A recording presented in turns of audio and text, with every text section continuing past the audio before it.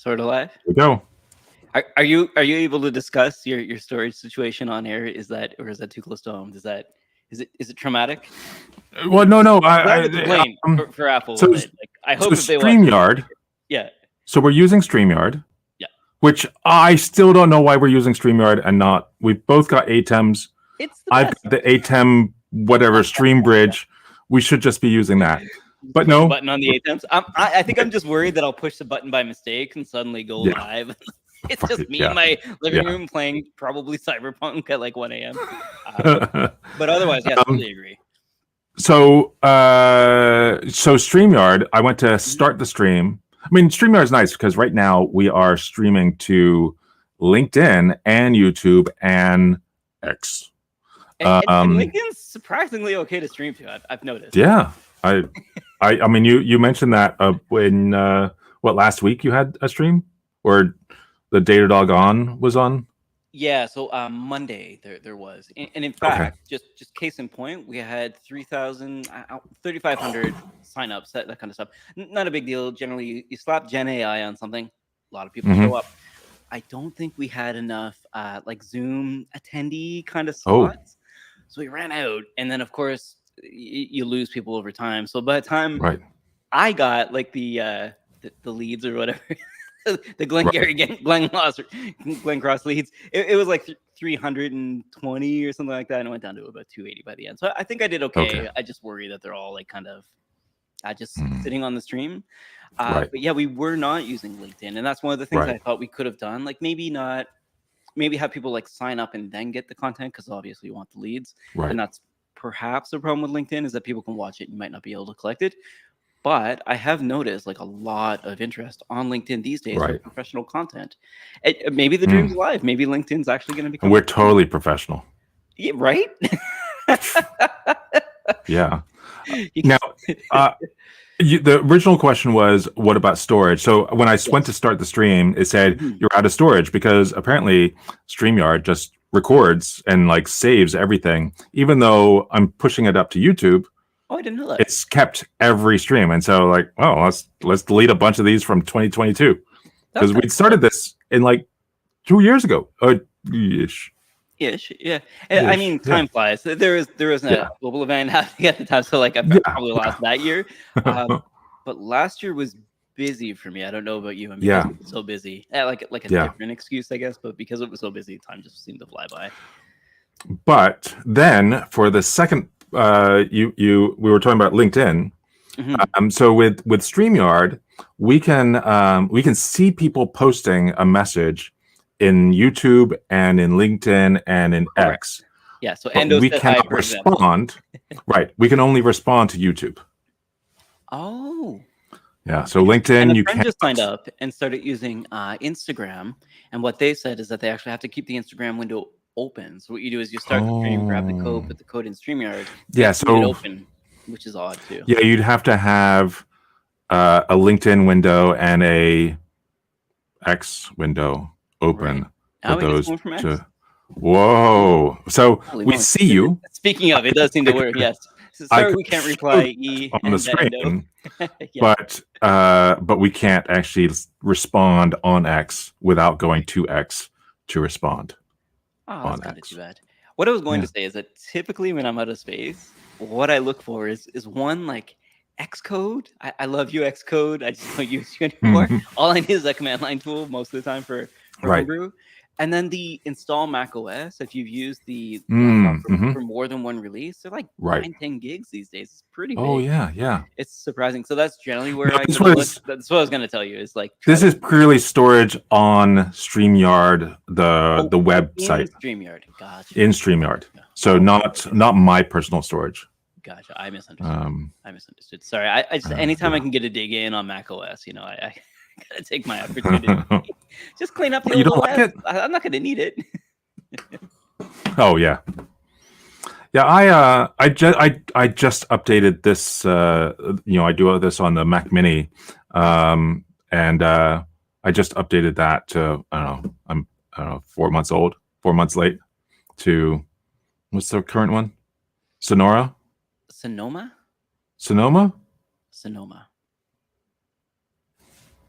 He's Okay. looking it up. I know because I watched that silly video on the login screen on one of my laptops as if it's a window when Sonoma. I'm thinking about stuff.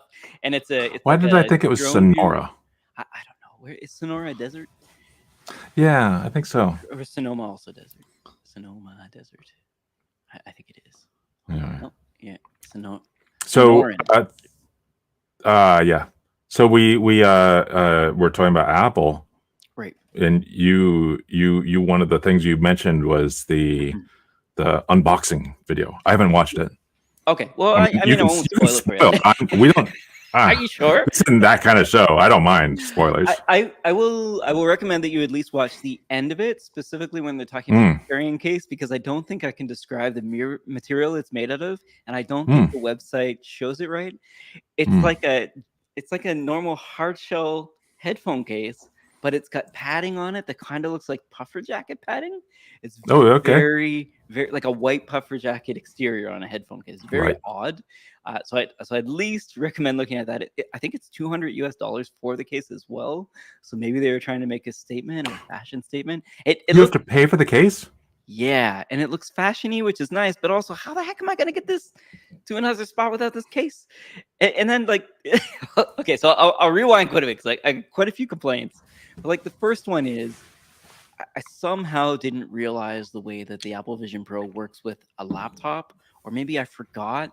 But the sort of detection thing that it does, and being able to drag windows into your virtual view from the laptop view, that's not in Marquez's video, but it is in the New York Times one, which I think is maybe a better video, in fact, because I think I love Marquez, but I think having a normal person look at these devices is actually a good perspective, perhaps. Right. And she takes it skiing and tries to drink wine with it, and the glass hits. Like there's a lot of cool stuff. She's like, these look like ski goggles. No one will notice, but they closed down the whole hill and the Poconos. Yeah. So like they definitely had a budget for this, but they rented a cabin. She did cooking, which again, Marquez is probably not going to do, but she put it on, and Apple says it's not recommended to use while you're cooking. Right. Totally makes sense to walk into something. I think I sent you a meme earlier about somebody running into a stove, right? Like this. Yeah. What was this shattered? What was it? Was like something shattered. She hit her knee on the stove, and I feel bad. It's kind of like Schadenfreude, but also it was pretty funny. I watched it. It was hilarious. I had to watch it over and over and over again. I felt so bad for her. Yeah. But yeah, she takes us skiing. She goes cooking. But what I thought was really cool about cooking is she was setting virtual timers and dragging the virtual timers over the clocks and doing that kind of After Effects thing. So it's like, sorry, I said over the clocks, but over the pots. So she was doing kind of that After Effects thing that when she turns and turns back, they stay. And when she, it was very, I don't know how they did it. It's got to be some sort of like dot grid or something. That to me was like, all right, I get it. Yeah. I can understand this spot specifically. And if you could put timers on, like maybe you're at a daycare, like little children or something like that, or maybe you're in a workshop and you want to see like who's been up the longest or something. I don't know. My brain was just a buzz with like ideas for this. But that's the thing. I don't think Marquez would have talked about that kind of stuff specifically, right? About cars and things like that. He said his main use case looks like on the plane. The New York Times reviewer said, it's pretty handy in the kitchen, actually. Maybe not so much on the ski hill. And she really liked working on it, which I thought was interesting too, because I'm not sure if Marquez would use it for work. The other thing is, I think she only had the I want to say sport loop back, mesh loop back, the one that's just one loop as opposed to the two, which I thought was interesting because she said it started to hurt basically after about 3 hours. She tried to wear it for 24 hours. But when she got in bed, she said, I'm not gonna wear it to sleep, you monsters. This is just kind of a joke, comedic relief. So 3 hours is like 2.5 hours longer than I thought would be the case. Yes. In fact, with the PSVR, personally, I find that right around 30-45 minutes is when it starts to dig in a little bit to my face, and it's got an overhead strap. I got pimples here too, which doesn't help. Like it's kind of aggravating to me where it touches because it's like this sort of hard edge rubber. But what I thought was really interesting about the Apple one is you can scan your face and sort of get, they say custom, but like a more suited to you kind of mask that will fit in as it touches your face. There's a name for it, sorry, but it's got like a magnet pad basically that between you and your face, and it's Fabric, which I thought might be less skiing perhaps for longer sessions. Right. As well as she talked about watching movies with it, which I thought was pretty interesting because that's one of the things I'd really like to do in PSVR. So no Netflix, but you can use the website. No YouTube, same thing. You can use the website. But Apple TV did work, or Apple Plus, as well as Paramount and Disney, which I think they're consolidating with HBO. So like I'm looking forward to, like, HBO's got great content. Paramount's good. Disney Plus is good for sure. For me personally, I like HBO. So I'd love to be able to watch both Apple and HBO. And I think HBO is in Apple Plus or something, at least in Canada. So anyway, I'm rambling a bit, but the use cases that I'm looking for are there. Right. That price and that dangling battery, definitely not interested in at all. And in fact, the reviewer was saying, like, you know, like, not to point out the obvious here, but I don't have pockets to put this freaking battery into. Yeah. So, like, I feel like beamer or what? But how heavy is the battery? It looks pretty heavy. It's like you can't just like Velcro it to the top of that top strap. No, it's 3,500 milliamp hours. Okay. So it's like, you can probably imagine the size. It's about that big. So it's gotta be kind of heavy at that size.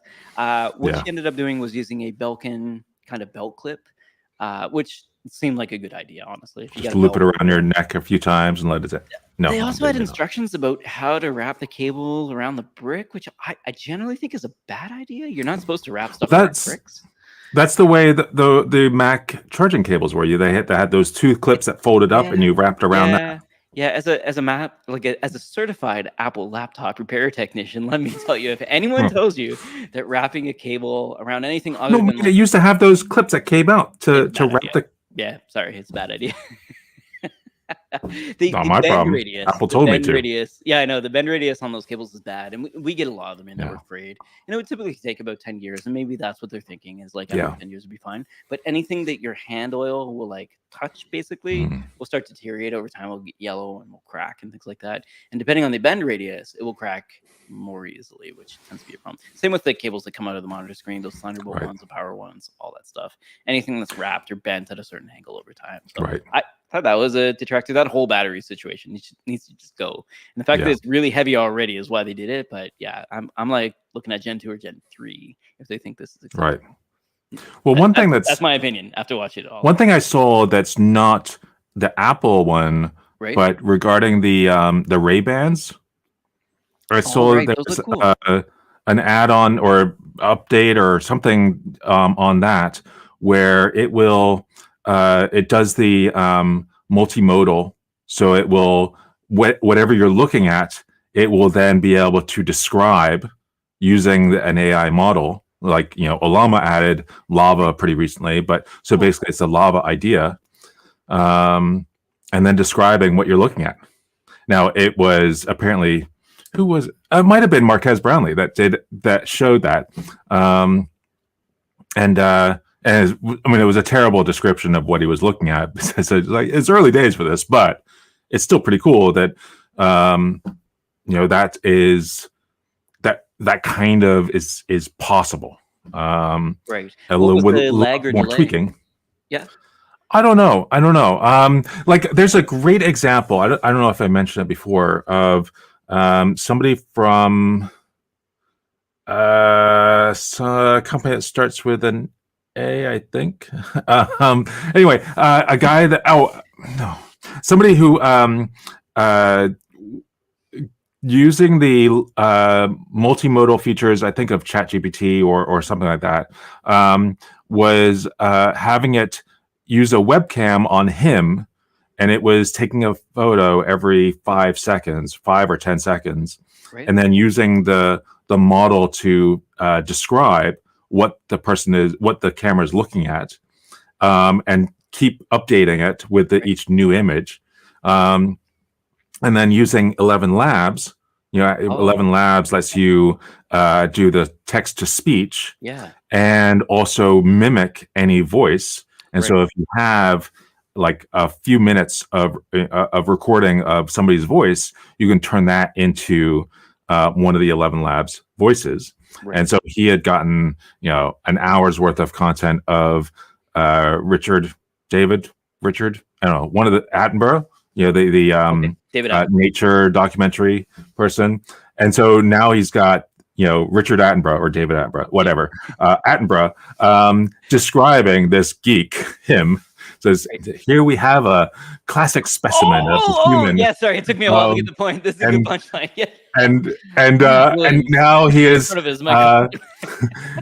Yeah, we have the classic mating ritual of using a microphone or something like that.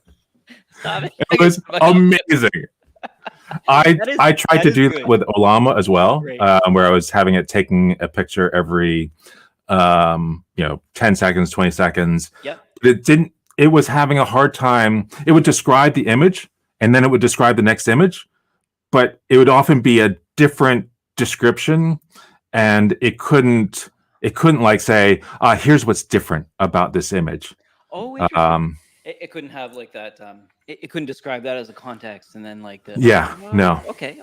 Well, that's. I mean, baby steps. Maybe I was just doing it wrong. I mean, that was like I was trying to do it as a project to show my colleagues on a Friday, and I just couldn't get it to work. I hate when that happens. Yeah. I had my demo break on me on Sunday night, and the webinar was the next day, and I was just in a mad panic. Of course. And I wasn't sure it was going to work day of, so I ended up spending too much time in the preamble, and then my demo was like 5 minutes instead of 15. Because I when you're a little bit uneasy, but yeah. One thing I did want to ask you about a little bit is in terms of how you explain like how things like cloud or ChatGPT may work. I say this because I feel like I gave an example, like a mental model that people could use, specifically about context and maybe embedding. So I think for this, it's probably good, but I didn't really talk about transformers. So having lived in Japan a little bit, I talked a bit about like, if I were to ask Matt what blue looks like and ask myself what blue looks like, we might describe blue, and between us, we might come to a better definition of blue, or 200 or 2,000 or 2 million people. And this is more about GAN, so generative adversarial networks. So Matt and Ryan have an argument about blue, basically, and Matt and Ryan have 2 million arguments about blue, is going to be more exact. But I think what I had missed out is describing transformers. And I felt really bad because I talked about how we might divvy it out across cores and we'll use an algorithm and get there. But I had a golden opportunity to talk about the essentially attention or novelty, basically, just to talk about like what might do it. And then I think, having looked at the sort of the pipeline yesterday, just there's 4 heads as well. So I was thinking about that a little bit, like what analogy, like if there's 4 people watching, does that make it better or not? Most of the time it's 4 heads. I think most of these apps, even multimodal, will use the same sort of pipeline. It's just a little bit different. But this is after watching Andre Karpathy on YouTube, which I should have done like a year and a half ago, basically. He gets really technical really quick, but also has great like beginner sort of like on-ramp content as well, just to like, hey, imagine like this is what you're trying to do. How would you approach this problem? Let's talk about how we did, kind of thing. And I think his content's really good. I'm just ashamed that I hadn't seen it until after this webinar. And I feel like I've seen it, but I need to see it again to remind because there's been all this activity. I mean, Ollama, we started building Ollama in June or July. Yes. So 6-7 months ago. A lot has changed. And it's like decades in AI time. In the last 2 years. Yeah, the last 2 years have been amazing. And I say this as like, I felt like I understood the problem 2 years ago is the problem. And I felt like I could use that same explanation, but it's changed a little bit. But that workflow specifically has quite a bit more added. Now, all of this is from the paper called Attention is All You Need. And in fact, I think if you've got some time, there's a Stanford sort of, I think it was over Christmas, like Transformers for Beginner content, where they invited Karpathy, I think he's at Stanford, just in to talk about it. And it was good because it was just, geeks like us just sitting around kind of talking about the way they use it. And they talked a little bit about how they came up with the word attention on the paper, because he was curious. So he emailed one of the authors, and apparently because the author was not like an English second language speaker. So I think it was Dimitri with DZMITRY was the first name. So I'd assume possibly European. So what he said was, when he was studying English, a lot of the translation that he was doing was look up, look down, look up, look down, look up, look down. So per word, look at the context, look down at the English, look back up, and keep going through. And that's how he came out with this technique. He was like, I tried everything, so I thought, hey, maybe I'll try this. But the name attention actually wasn't there until they got to the paper review, which is kind of funny. And they kind of just added it in at the end. Is like, it's kind of like attention. And then the person who was reviewing the paper was like, no, you've got it. This is it. Rename the entire paper. Attention is all you need. And apparently otherwise it would have been like diverse neural networks is all you need. Like it changes the paper name quite a bit. Right. It's a small, unassuming paper. I read through the first paragraph. It's actually pretty legible for a paper, which I thought was good. Compared to like the RNN. I don't know if you've gone through neural network papers, but they used to be really bad in like the mid 2010s. Yeah. Like, whew, it was rough. I've not successfully read any academic papers. Within, I don't know if I've ever been able to like, a page in, it's like, okay, I don't know what the hell I'm reading. Challenge accepted. There are some amazing papers out there. Maybe this is because I used to be a member of ACM, which is the Associated Computer Machinery Organization. I think Linux.com used to be under there. That kind of thing. Right. They run SIGGRAPH, for example. But I've seen some papers come through there. They're really easy to read, and I'd recommend that you do. And there's the papers we like or papers we love, yes. Like a YouTube channel, I think that and they do talks. Yeah. So I've often some of those I've been able to watch and get, but even some of those are like, okay, they went way over my head within like 30 seconds. What the hell's going on here? Right. Have you ever gone to like a local Papers We Love meetup? Because those are like that in person. It's awesome. Okay, there's one here in Vancouver. If ever you're in town, I'd love to take you to it. But it's virtual as well. And the person who runs it happens to be at Datadog now. After I mentioned. Oh, okay. Yeah, so he's joined us. I recommended that he join. I wasn't a referral or anything. Oh, okay. He's our new recruit. Victor Baru. Okay. His name runs the Vancouver chapter. He's in Seattle now, so close to you. But one of the ones that we did was Memcache and Memcached for Facebook, which was phenomenal, actually, and talking about memoization, I believe is what it is. Okay, so, like, if I've done already, maybe I'll make a mental note of what I've done, or maybe I'll put it in the cache. Right. Is what they're doing. Right. And based on what I have in the cache, it's going to help me the next time I look up. It's a pretty powerful paradigm to think about, but a lot of these papers are like that. Once you can pull out that one idea, which often isn't explained very well, which is where I think attention is all you need. It did really well at describing how this works. Right. So basically, like, ooh, piece of candy.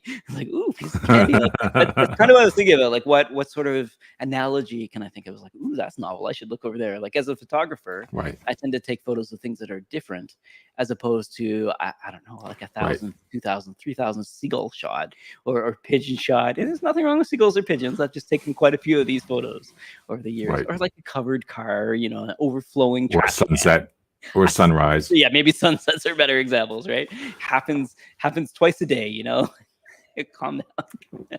Right. But that is the case. And it, again, depending on the context, maybe Matt is somebody who doesn't take photos of sunsets as much as I do. Perhaps I could impress you with the sunset photo, which I thought was interesting. So it kind of goes hand in hand with what I was thinking about before, but I had a golden opportunity to dovetail it, and people kind of ate up the analogy, and I was like, but it's only like one piece of this entire workflow, like I just described that opening piece, like how you divvy out the work to the GPU or the GPU in a DC. Oh, look at that. We get another one from LinkedIn. A comment. Thanks, Clinton. Anyway, that's those thinking about. I was wondering if you had... Pardon? So in answer to his question, yes, we will be able to watch. You will be able to watch this later if you want to suffer. Yes, you. I was going to say if you want to suffer through it. No, you can watch it back again. It'll be on YouTube, on my YouTube channel, which oh my God has blown up. Yeah. Because you put more time into it. Yeah, and you're pretty good at what you do. I don't know if you knew. As soon as I started investing time in like saying, okay, every Monday, Wednesday, Friday, I'm going to put out a video. Which and I did one on Friday. And usually, I mean, my videos, after like a week, I'm at like 500 views. Maybe they'll start to climb up. Some of them, like the LangChain one was now at about 4,000 views or so. That's record content for me. I think 5K is the best I've ever hit. The one I did on Friday was about using Continue and Llama Coder, which are plugins that use Llama, using them in VS Code. Awesome. And so can you do IntelliSense kind of stuff? Yes. Yeah. Fantastic. With Llama Coder, it will do the type ahead, just like Copilot. And it's pretty magical. You if you choose a model that's small enough. I mean, it's with Continue, you kind of want to choose a little bit bigger model because you're asking questions, and much like ChatGPT, and but you don't want to go too big because you don't want it to be slow. Right. The type ahead one you want to have really small, and there's some models that are like 1.8 billion parameters or 3 billion parameters that are really quick, and so as you type, it fills in everything that it thinks you're going to type, and sometimes it's right. Quite often it's right, or you can do like command right arrow to go to the next word because it got the first few bits right, and it's like yeah, okay, continue typing. Oh, it gets the rest of it, and it's faster than I can type. So it's that's really cool. Yeah. The one thing Copilot does that kind of it's magic, so I don't like it, of course. When I'm typing in Copilot, it knows some of my bashisms, like some of my bashisms. Oh yeah. Which, on the one hand, kind of annoyed me. Because it's kind of advanced. It's like regex, right? You never want to use this. Right. When I'm writing boilerplate, actually, I might want to like dumb it down, like explain a little bit more instead of being super terse when I'm writing stuff for myself. Right. No comments, no nothing, standard stuff. The other thing I noticed, because I'm really bad at Python, is the Python it gives me back is very simplistic. And it's like, you could have done this all in one function in a while loop. And right. Like, we're going to do 10 nested ifs kind of thing. And it's, I guess okay, and a lot of times I'll say, hey, I wouldn't say it's great. A more efficient way to do this, right? Like 500 lines, and I'm pretty sure it meant to be 2. Right. And I'll say like, hey, all you need to do is actually just look for this word and that word, find the stuff between. Why don't we try that? And it's like way better at that. But I do find the recommendations aside from Bash, funnily enough, are very simplistic because I think the code that I've got in my IDE is probably pretty simplistic too. Right. Yeah, and it's not always going to be the thing that you want, but at least sometimes it's like, oh yeah, that reminds me. Here's how I should do it, and so I'll start typing the way I want to do it, and then it kind of okay, and adjusts what it's the rest of the line as I'm typing. Yeah, I do find that really handy, amazing. Like the combo, right? The back and forth. So there's like that chat window, and I've been testing Tab 9 as well. Yeah. Which is different kind of approach. Yeah, I paid for Tab 9 for a good year and a half, and I finally turned it off when Copilot was just getting so good. Right. But I still run into cases where, especially like getting on the ferry, where Copilot just won't work because I have no connection. Right. And so these tools, based on Ollama, runs offline. And so there's a number of these things. But anyway, the video about that, it kind of climbed a little bit to like 200-300 over a few hours. And I was like, oh, okay, this is going well. And then it started going up.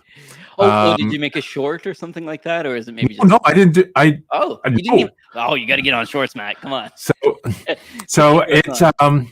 it's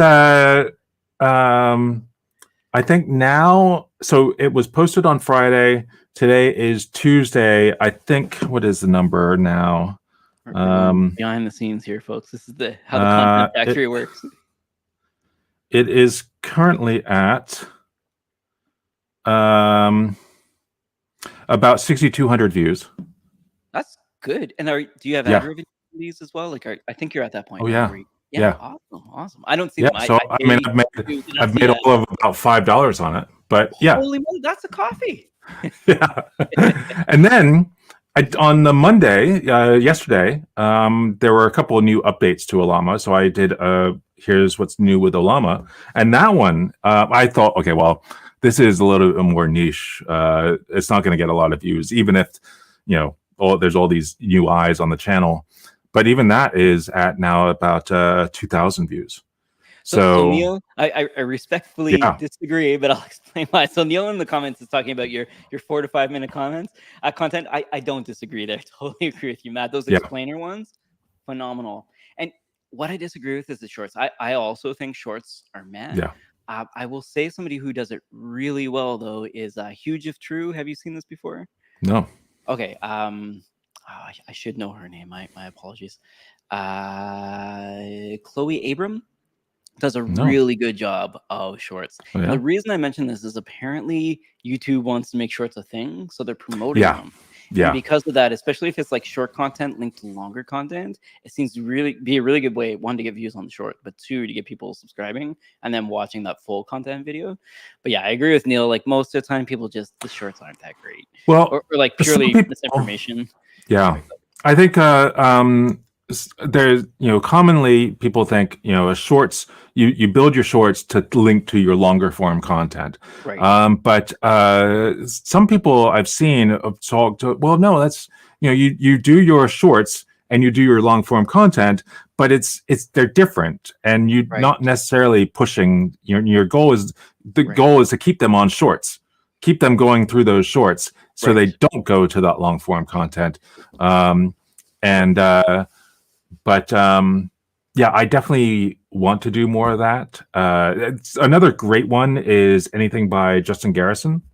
Oh, I haven't seen he and Neil's right. Like I think that's it. Is that maybe because you don't like shorts, you're not going to find them? And I agree. I also wasn't a big fan of them until I found a couple. Yeah, I mean, there's so many of those. What are they like? The general thread is you must start over if you laugh, or like, because they're like people doing things that are obviously painful, like they've walked into a wall or walked into a sign or jumped, all sorts of stupid things people do that somehow got recorded. And there are shorts just on that. Yeah. I was like, how am I watching this? Stop this. I don't want to look at don't show me this stuff again. Much love to Mr. Beast, the Dude Perfect, and the I don't know, all the people out there doing the short content, not my kind of thing, but I also understand that YouTube's generally a younger audience, and perhaps if what they want is TikTok content on YouTube, then I think that totally fits the bill. Yeah, I mean, I'm totally I'm totally the right demographic to create these things because I am super young, svelte. Right? Svelte. You have a pink Stanley Cup yet? Pink Stanley Cup? Oh, there you go. See a pink Stanley Cup. No, I was thinking you meant like the hockey Stanley Cup thing. It's like, no. Right. Yes, there are. But Stanley as a maker of cups. My apologies. Tumbler, yes. No, I am sporting the Olama Fellows. Nice. I think I've got a Woods coffee from Simple Modern, which is so. Yeah. Woods is like a Oregon brand, I think. But I do wonder, Matt, if you're spending, if you're trying to create three videos a week, I wonder how much time that takes. And if you were to total it up over 52 weeks, I'm working on a segue here. Hopefully it's working out. But what amount of that time that you're spending on these is enjoyable to you, and whether it's worthwhile, right? Yeah. So there's been enough YouTubers recently that have come out saying, I'm leaving YouTube. Like Tom Scott. I can't take this. I can't. I need to take a year off or whatever it is. There was one Matti Haapoja, I think that's his name. He puts out this video saying, "Okay, I'm quitting YouTube," and like a few days later, he's got a whole bunch of new videos. Like, okay, quitting. Okay, I guess that lasted 3 days. It's like who's that? Tiger Woods quitting golf and then coming back, or I think Tiger had a good reason the first time. Maybe the second. But I do think so. You sent me a link about like how you spend your time in life, and that was my failed segue, and that's something I think about a lot. Like if all I have on earth is time, then the question is like how I budget the time. Like, do I really want to spend an hour online with Matt podcasting? Of course. It stressed me out. Maybe I need to quit. Or do I want to spend more time with my family? Probably not. Or like, do I want to sleep better if a significant portion of my time is spent in bed sleeping? Now, I didn't get to the conclusion here, but I do wonder what the conclusion was at the end. But I have seen this kind of stuff before. Let's see if I can share this. Yeah, it says you got 8.2 years of time left, and with that time, you'll commute, clean, see shows, have a family, run races, tell stories, and much more. You'll live your life, hopefully in the ways that you want it to. So that's 3,000 days, like optional full days that you can do whatever the heck you want with between now and the end of your life, depending on where you are on this maturity curve, let's say. And are you looking at the same page I'm looking at? I am way at the bottom. Oh, way down? Yeah, that's the conclusion, because I had not read the conclusion. Oh, okay. I apologize. I've seen a lot of these reports, and it's like preaching to the choir. I totally agree. Yeah, right there. So what's left? Yeah. I mean, by the way, did you see that? I do not queue. I refuse to queue. Queue is a waste of my time. I queue. Lineup. This might be a British or Canadian article, but yeah. I'm not a lineupper. Oh yeah. Same as this looks like it's some company that sells mattresses in the UK. Makes sense. Yeah, because they're trying to say like, hey, you're on your mattress all the time. You should buy a better bed. Right. Yep. Yeah, I mean, it's we were driving back. One thing that that my wife and I have been doing recently is taking hikes. Trying to go every day, go somewhere. Yeah. There's so much you can do here on the island. No problem. I mean, our daughter goes to school in the rain, and she's outdoors all day. So like, she can do it. We can do it. Fantastic. And so Tony was asking me, well, okay, if there's X number of hours in our lives, how are you using that time? And she said 70,000. I don't know. That doesn't seem like it's right. But it turns out it's as usual. This says it's like it's like 700,000 hours. Okay. Oh, 692,000 hours. Off by a one. Assuming a lifetime of 79 years. Which is one order of magnitude, honestly. An estimation is not too bad. It can be a big difference in the other. It's not too bad. But things like 26 years of your life is spent asleep, and 7 years trying to get to sleep. Now, some of this, I hate to poo-poo your article. There's a problem with a lot of these, that you can do two things at once.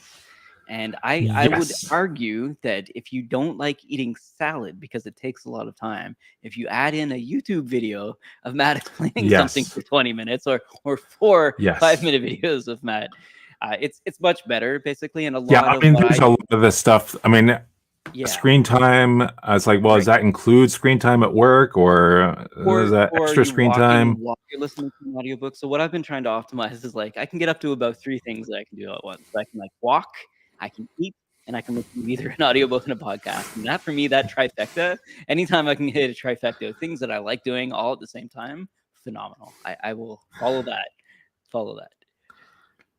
And only 1 year and 30 days for romance. Well, listen. Right? And knowing that, I guess, what do you do with this information, I guess, is what I'm trying to say. So for me, I try to double up or triple up. Triple up is phenomenal. And I will like if I can be on a plane flying somewhere and doing something I like at the same time, that's Apple's giving me a thumbs up there. That is fantastic. Oh, I think the punch in. I think for me, those are much better. So if I can talk to Matt once a week, which is good, I like Matt, as well as have other people watch me talk to Matt and learn things from Matt, or maybe teach Matt things once in a while, phenomenal. That's trifecta. Yeah. Like, and any of those I think are great. That's how I think about it. But similarly, I guess what I'm trying to say is a lot of times money is kind of second. Is that time might be first and money might be second. Whereas for a lot of people, it's probably money first and time second. Right. But that's because I think a place of privilege, of course, but knowing that as time elapses, I will have more of the money, I think is why I know that like there's less time as time elapses, but there is more money. Right. I try to spend more time as much as I can with the family, with the dogs, what have you. But I love that. The hiking every day, we've also started to at least walk to the waterfront once a day, something like that. I say this as 3 days in a row kind of thing. We'll see if we can keep it up. Last year was pretty good. Yeah. But I love this. Thank you. Yeah, we've I mean, this this island, Bainbridge Island, is there's so many great walks and hikes to do all over the place. And they're all city parks. Right. They're not even like national city estate. They're all local city parks. Right. It's amazing. Yeah, Washington has amazing parks, just period. The U.S. on its own, like national parks are phenomenal, but I've been to Washington a few times and for hiking, and I've been impressed. Nate says, hi, we got quite a few people in the chat this week. That's yeah. So some from Facebook, some from LinkedIn, one from X, but hey, I think that's awesome. Well, Vancouver and BC also has great trails. In trails, fact, yes, parks, no. Our parks are terrible. Sometimes they don't even have washrooms. Oh, yeah. or trail markers. Do you know that Tony and I, for our honeymoon, we went to Vancouver? Fantastic. You may have mentioned that. My apologies. Yes. I had plenty of points with Starwood, and so we stayed at I think a Westin right by that big park. What is it? Stanley what's Park? the big park? What? Stanley Park. Stanley Park, yes. Not Stanley. Maker of mugs. Yeah. Yes. And then we went on to stay. I mean, there was summertime. We stayed at Whistler because that's also a Westin, or it was. I don't know if it is. There is a Westin. And then did like Joffrey Lake and a whole bunch of other hikes all around there. And it was, I mean, Joffrey Lake was a killer. Yeah, it's one of our best. But it was amazing. All of them? I know. Yeah, I've only done we did the 3. Back. Okay, that is the long. And oh my God, when we did that, there were, I think there was a storm like just a few months before, and so a lot of the trail, the dirt had been washed out from the tree trunks, and so it was a lot of like climbing over these tree trunks that were 3 feet high. Yeah. And I was absolutely exhausted. Like, there's no way I cannot. I mean, pretty flat. But on the way, we saw this guy climbing up with a child on his back, and like a big child on his back, and like a huge amount of camping equipment, and a whole family in tow. And he was like running up. Yeah, was he jogging? A lot of people jog up the switchbacks because it's faster. Or if you go up just instead of going left and right, if you just go up, apparently you get fined because a lot of people just run straight out because it's easier. But we do have people who will competitively run up and down that portion. Nate in the chat's talking about the Grouse Grind, same sort of thing. And then what was the other one? White Rock. Yeah, White Rock's certainly beautiful. But by all means, Vancouver is certainly beautiful, but it's got its pros and cons for sure. It rains a lot here. There was an amazing diner, I think, in Pendleton. Okay. And I don't know it was right at the crossroads on the main road and I guess the road. Rainbow Cafe is quite famous, actually. I didn't know it was amazing. Yeah. It's been in movies and stuff. Yeah, that's really cool. I've always wanted to go.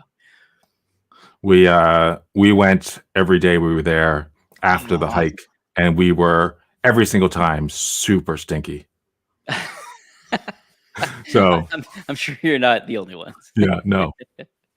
That's really cool. Yeah, I've never been to Pendleton. I'd love to go.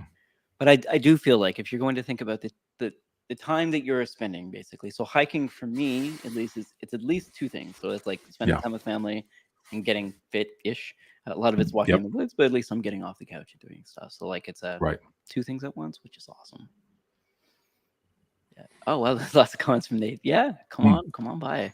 Pacific Northwest is really nice. We were talking about Oregon a little bit as well. Yeah, I totally love hiking around here. Rest of your country sucks by comparison. Yeah, I mean, yeah. Yeah. Actually, that was one of the great things about moving to Seattle. We were living in Boston before. My wife and daughter flew and stayed in Detroit, where her family is, for a week. And I drove all the way across the country. And I had all my entire life driven on the East Coast, growing up in Miami and going to school in Tallahassee and living in New York City and living in Boston. I'd driven along that, eastern seaboard so much, and even driven out to Detroit to drop, ferry things back and forth. Done that plenty of times. But going further, I had never done, and it was amazing to me how, looking back at the entire trip, how boring the East Coast is. Thank you. I'm from the East Coast. I agree. and I mean, everything up until like Ohio is like awful, boring. And then after, like the whole Midwest or whatever is west of Midwest, but not West, like going through West Midwest. Going through Wyoming, going through Montana, going through the states east of there, the Dakotas, bad, yeah. And I mean, Kansas. I mean, even like, I don't think I was as far as south as Kansas, but wherever's north of Kansas. Mm-hmm. I mean, those places that I expected to be boring, right? Were gorgeous, and I loved that drive. And I'd love to do it again. Nate's killing me in the comments. Nate, I am from the boonies in Canada. I agree. 2 days is short. So I try like 2 years or 20 years of nothing.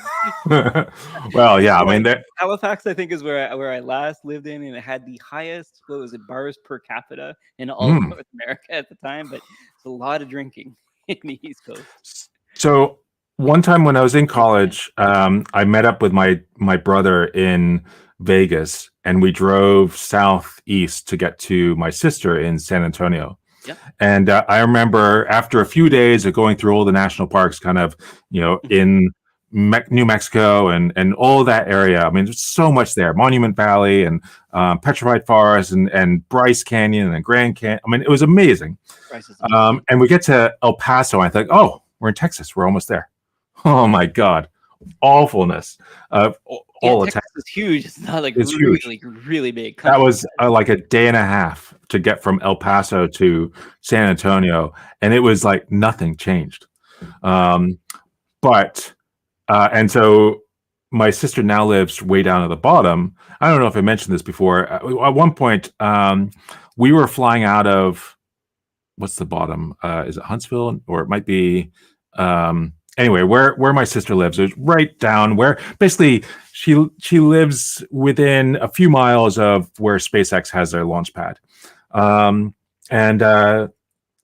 we tried to fly out of there, and there was a tornado that hit Dallas, I think. And so all flights were canceled for like days, and we would go to the airport and come back from the airport after. It's like, oh no, flights canceled, all flights canceled today, and the next day, and the next day, and the next day. And at one of those days, we were waiting for news about whether the next flight would go, and so we just went to a coffee shop, and we sat down, had a coffee, and we asked the person behind the desk. He says, well, we've got a few hours to kill. We've got a car. Where should we go? What's interesting nearby? Great. And the person said, nothing. There's nothing interesting here. There's this nothing. Is what I need from ChatGPT. So then there is nothing. There's nothing. And then somebody from the back came out because she heard the question. Yeah. And she had the answer. And because there was something that she loves to do. Okay. And she described it, and she was so excited, and she had to slow down because she was so passionate about this topic. Yeah. There's I think it was, there's bass fishing shops, and then there's the camping. No, it might have been a bass fishing because that was like one of the stores nearby. Says, I like to go there. And there's one aisle where up above the shelves, there's the man. He's all decked out in all his camping gear. And across the aisle, there's his woman. And they're both reaching out for each other. And oh my God, I can just sit there for hours watching those two. Like, okay, we like quietly walked away. Like, these people are what's weird. It's like powerful homegrown or something. What's going on? Wow, it's like Michelangelo, Yeah, exactly. Oh man, we've been gabbing again. 55 minutes just flew by. I don't know. Listen, I don't know what you've been doing to entertain yourself. I finally over Christmas drilled into the expansion pack for Cyberpunk, and it's pulled me back in. So, please do not watch this on YouTube. But on YouTube, in my brain, I'm thinking I'm recording all this footage so I can like train something later. But in my YouTube, I do stream all of my Cyberpunk gameplay. I started because the game crashes a lot, and I wanted to just start creating a collection of them. But now I've got like I don't know, maybe 600 hours of footage of this stuff. I have no idea what I'm going to do with the footage. At any rate, I've collected a ton of bugs, but it's really fun. I've actually enjoyed Cyberpunk is a game. Cyberpunk 2077 is a game that they will tell you is fixed and is playable, and I totally agree. But what I really like about it is the bugs. Something like Goat Simulator, you know, how it's just really just janky and things break. And the other day, I opened a trash can and then went to talk to somebody, and it like teleported me back to the trash can for no reason, as far as I could tell, and I got stuck in a wall for an hour. Like, it's just amazing. You'll never know what you're gonna get. So if you like buggy games with like Idris Elba and who is the other person? Keanu Reeves is in it. If you like good voice acting, I would do it. Yeah, the Bash Shop. It sounds kind of. I did not go. I did not go. I agree. It does sound like a life-altering experience, as well as seeing your first snow in Texas. Sounds a mite bit odd. Yeah. An Amarillo, which is a drink. I didn't know it was a place. Yeah. What about yourself? I mean, sorry, I'm stuck in. I think I'm at 150 hours on this playthrough, and it's got to be the sixth time that I play it. It's ridiculous. I know. Like of all the time I could spend in my life on things. Yeah, gonna be it. I mean, I guess maybe I put that much into the first Halo, but probably I think a lot of people did. Maybe 1,000 hours into Halo is pretty common. Yeah. But I haven't done anything else like that. Yeah. But to be honest, though, I've just been playing it for like an hour a night, because otherwise I get stuck in, or maybe two. Like it's typically an hour. And what is this being played on? Like a PC? PS5, and the thing that it can do is just stream to YouTube on its own, which is kind of cool. Oh, really? Yeah, which is nice. So it's kind of painless. It's almost like hitting the record button on a VTR. We go back to it later. It's not getting any hits or anything like that. I'll be lucky if I get a view on this stuff, on live stuff. Right. But it is really fun to be able to just do whatever. Yeah. It's not Grand Theft Auto, I guess. It's not that bad. I've never played that either. I would recommend Grand Theft Auto 5, but maybe nothing else. The problem for me is it's tedious to walk in a game like Grand Theft Auto 5. And I think there's enough toil and tedium in life that I don't need that in the game as well. Red Dead Redemption would be the same sort of thing. You feel like you're walking like a tank. You lumber around. It takes a long time to get places, and it's quite annoying, actually. But otherwise, the story is good. And I think if you could watch one of those ones that just boils down to the story, you might like it. Holy, this is the one that you recommended. Hey, Bluey? Yeah. I didn't know it was on Netflix. I think we always watch it on Disney Plus. But Bluey is amazing.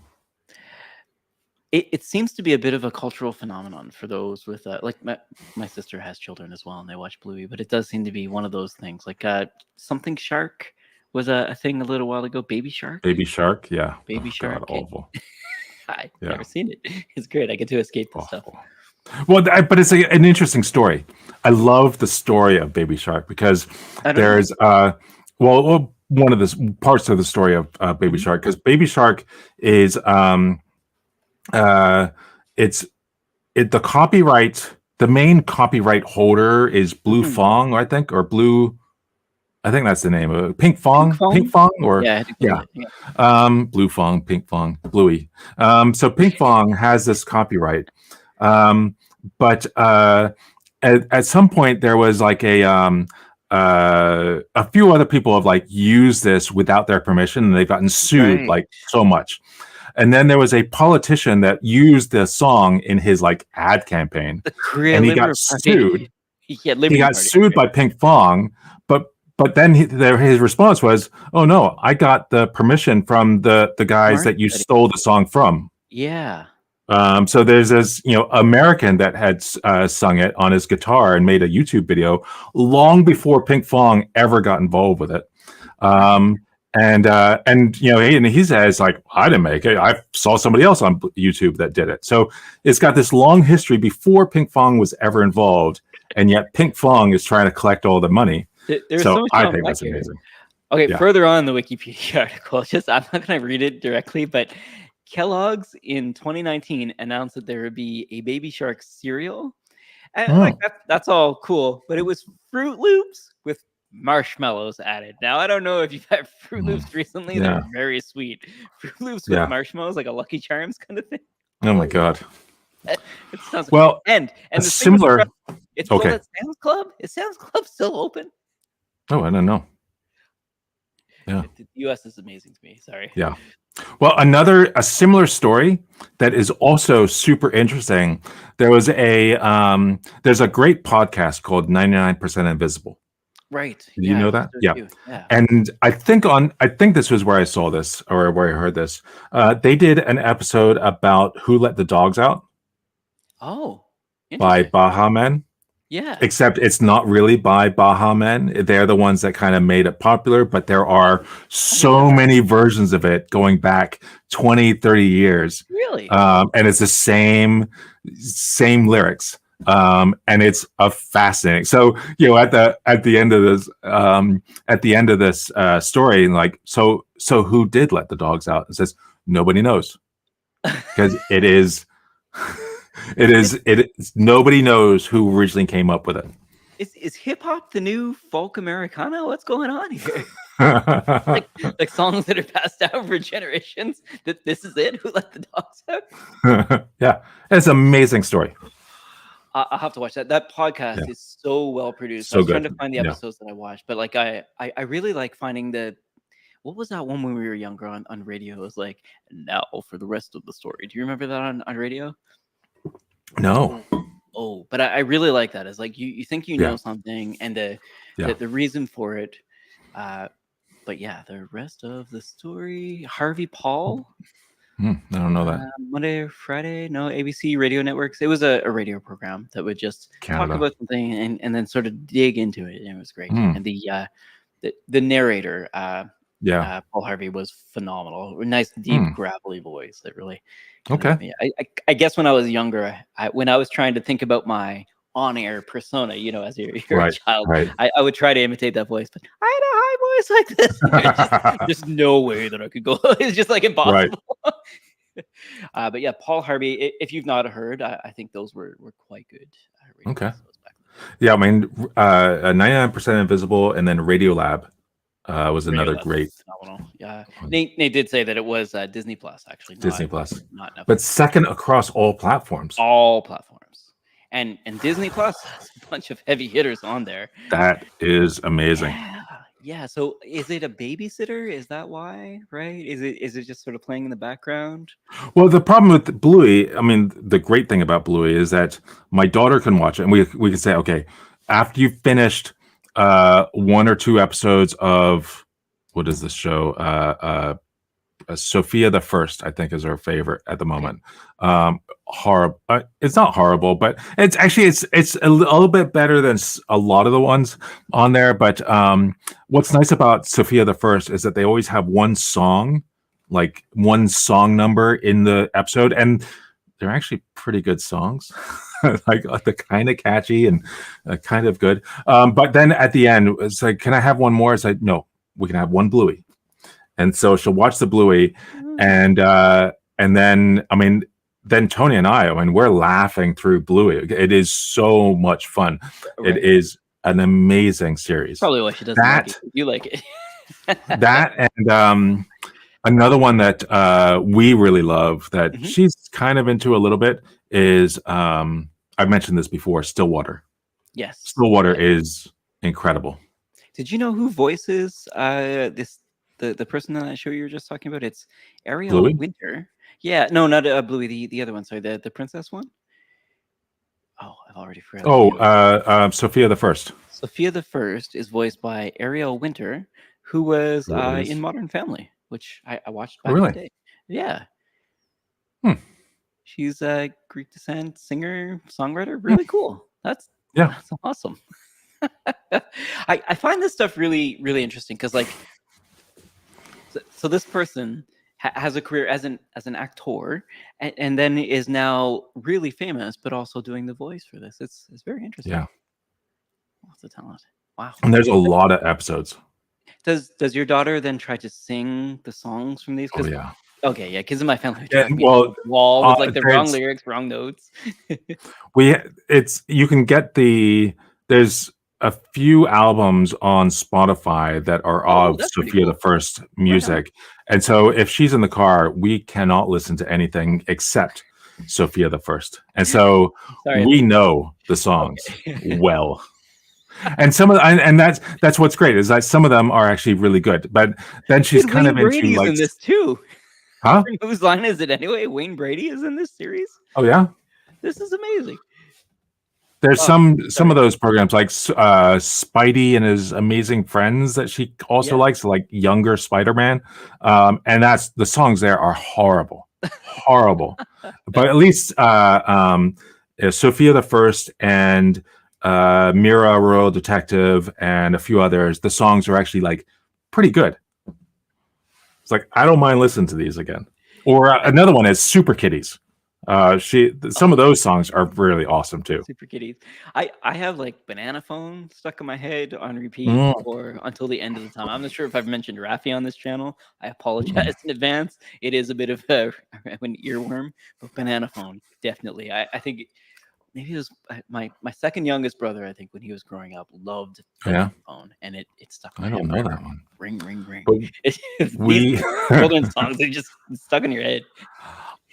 I've gotten her to enjoy some songs that are really annoying, like Peanut Butter Jelly Time. Oh, I love that one. That's another one that lives rent free in my head. And then I Have Six Cats. Oh, I'm not gonna say I don't know this one because I feel like you're gonna link me to it. I Have Six Cats. It's great. Okay. That would often play on the Datadog Boston office music channel because I would put it in there. Oh, okay, yeah.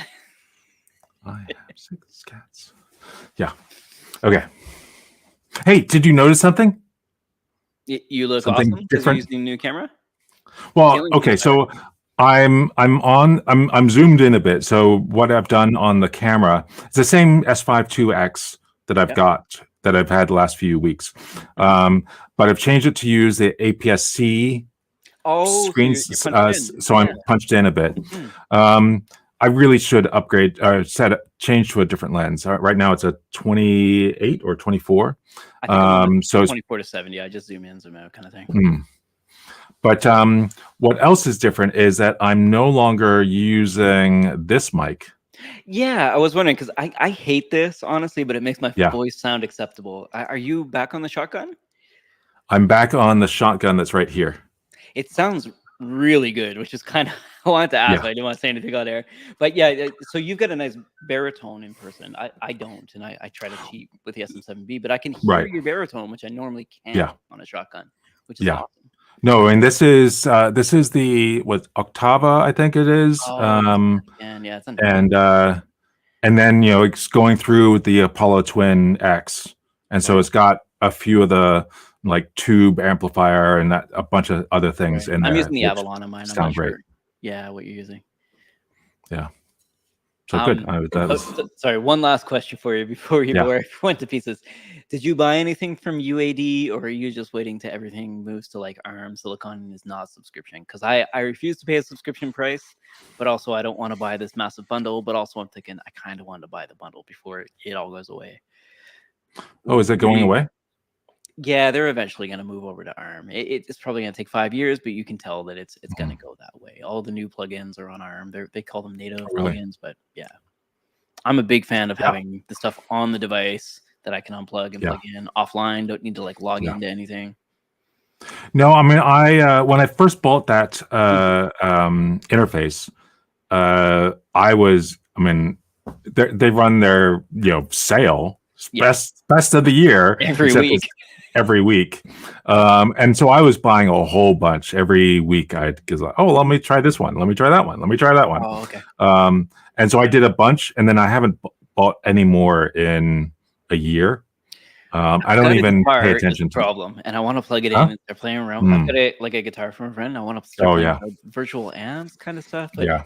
I might have like one or two plugins. I really use Avalon and Manly Voxbox. They're kind of Mhm. tangible for what I do, but Yeah. those are the two. And it really is just to bring up the baritone in my voice because I Right, find right. I'm a little bit more in the treble. Yeah, I just have what is on this?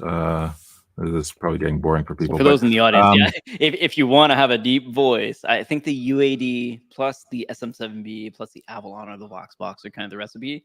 If you're Matt, though, it's the opposite. I think he needs to remove some of that bass a lot of the time. So I'm using the Avalon You are, okay. VT737 Yep, same one. as the and then the Oxford suppressor. Oh, interesting. I haven't touched that yet. Okay. And Just like the GUI on the Oxford, is that what he grabbed it? Huh? Yes, that's totally it. It's got. I couldn't figure out any other one. Yeah. And then I've got the AMS Neve DFC channel strip. Oh, those are supposed to be amazing in real life. I love. And that is great. I mean, every time I've I kind of dial in all the settings, and then I add that and just do a few more tweaks, and it's like it changes. It like makes everything better. Totally agree. All right, sorry folks for the boring behind the scenes stuff, but this is how the audio sounds so good when Matt gets his mics out. Yeah. No, this is working out really well. Yeah, it's great. I think the audience will agree. I was waiting for them to chime in. Maybe they've all tuned out, but I think it sounds great and it looks pretty good. Oh, good. Yeah. And I think the results of your videos just popping off kind of shows that you're doing a good job. Amazing. All right, sir. Should we call it? All right. Find the button. Yeah, I'm gonna find the button. Thanks so much, everyone, for joining us. This was great. Yeah, that was awesome.